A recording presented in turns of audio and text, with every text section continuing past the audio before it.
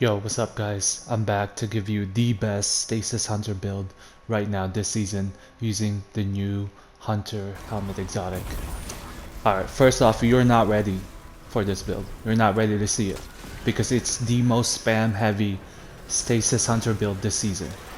And I guarantee it, it's even faster. It's even faster than Transcendence. And this will be the best, I guarantee it, the best build you'll ever see for Stasis Hunter right now.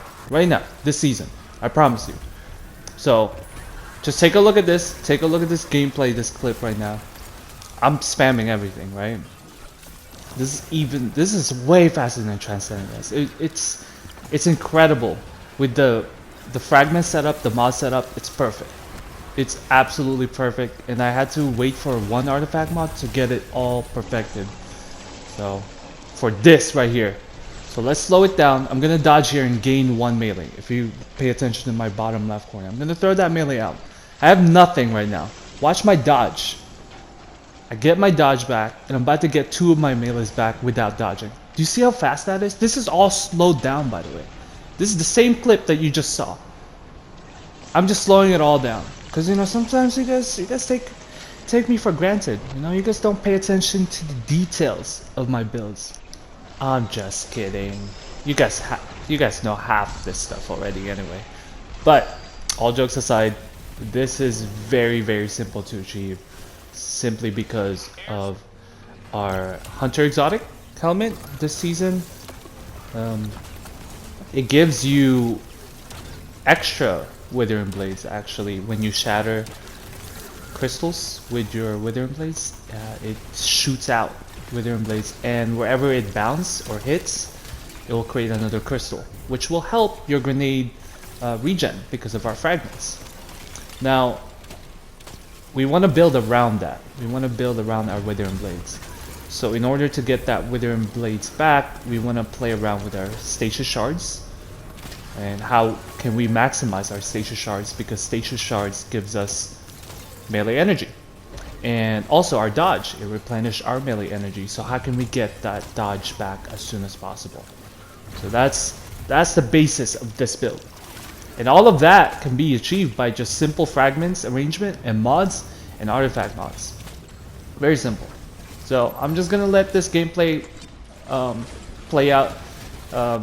It's up to weight 50, just to showcase to you how fast I can eliminate enemies. Like, this is the start of round 48, and then I'm just gonna wipe this whole section here.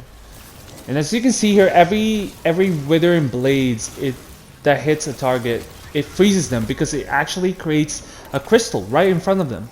So that actually freezes them, and that causes a bunch of shatter damage.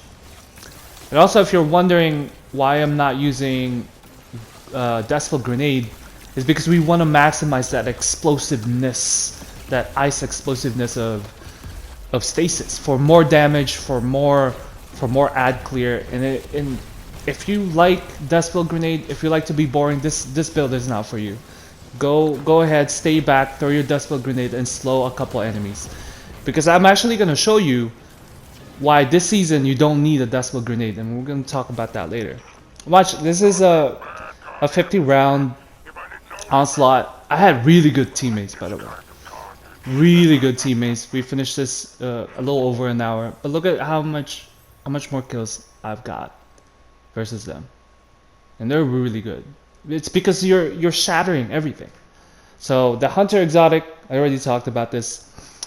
It's really good this season, and what I really like about it is it creates crystals. It creates a lot of crystals, and it gives you melee energy back. So Gambler's Dodge, Withering Blade, and Glacier Grenade for our setup here. And then another secret here, Winter Shroud.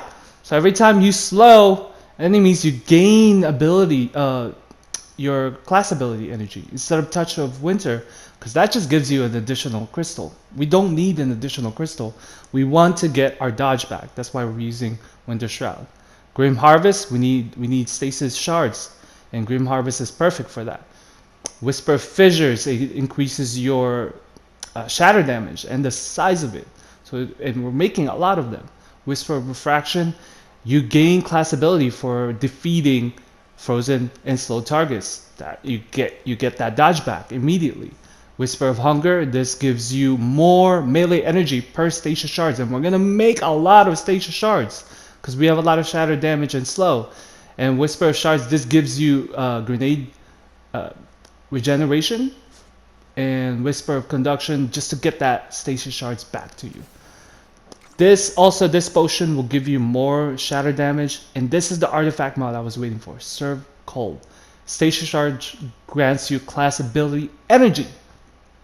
And then Brain Freeze is the one that makes your Glacier Grenade act like Dustfield Grenade. Look at this. So I don't have this one yet, but soon you don't need a Dustfield Grenade. Your Glacier Grenade is going to become a Dustfield Grenade as well. And Hail of the Storm is another artifact perk that you want. Armor of Aramis, it's alright. And then Crystalline Converter, which will help you create more crystal when you collect Stasis Shards. And for the mods that make this work, I'll be using Buried Bloodline for Devour, but for your arm piece, Focusing Strike, Impact Induction for more grenade energy, Firepower for more orbs, you can switch that for the melee version. More ammo from Buried Bloodline, Recuperation for healing, Innervation for grenade energy when you pick up an orb, Absolution gives energy to your melee and grenade. Utility Kickstart to get that dodge back again, and Reaper to create those orbs because we're going to be dodging a lot.